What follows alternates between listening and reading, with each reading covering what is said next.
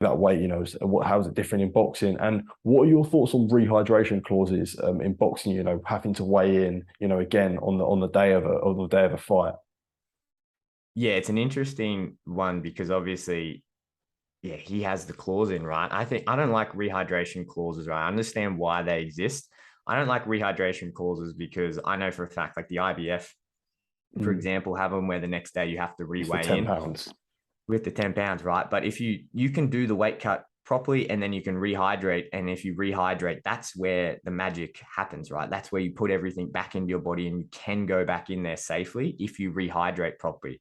I like the theory behind a rehydration clause in theory, but like most things in weight cutting, like hydration testing, whatever else, Yeah. doesn't work like that in practice. Because what happens with these athletes, and this is going to happen this week, and I guarantee it, is Yeah. that there'll be a rehydration clause. They'll rehydrate back above that and they'll do a second weight cut to hit that weight limit. Yeah. That's what always happens. So it's just not a good system. It's okay for what's there now and they'll agree upon it. And it's because it's not spoken about enough, or we don't put enough stock in the negative consequences of the actual weight cut, where we can sit down and be like, hey, a rehydration clause is actually really stupid.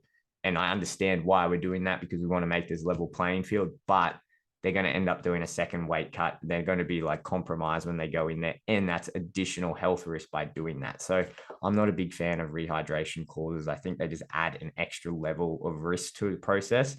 But I understand why they're there. And especially when it comes to like top level negotiations, I can see why the opposition team like wants to put one of them in. In MMA, you can't actually do rehydration Yeah, you clauses can't. anymore. Yeah. They got rid of it because of that reason. And that's a really good thing. I like really support getting rid of those rehydration clauses. Yeah. I think the IBF is £10. I think this one this weekend. I think Eddie Hearn came out and said like it's less than £10. So, like you said, all he's basically be doing is like a second weight cut.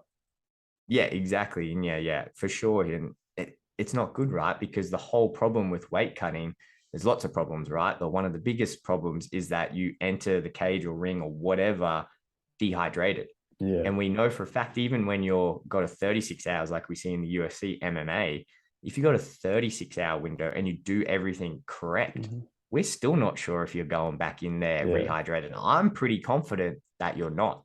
I'm pretty confident from what I know about it that you're not going in there adequately rehydrated.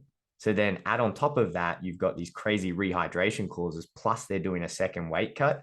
And to me, that's just a recipe for disaster. That's a recipe for a really bad head injury. That's a recipe for someone taking a body shot and they're just going to drop. And I just don't like the whole concept of rehydration clauses. Yeah. I think, yeah, it's very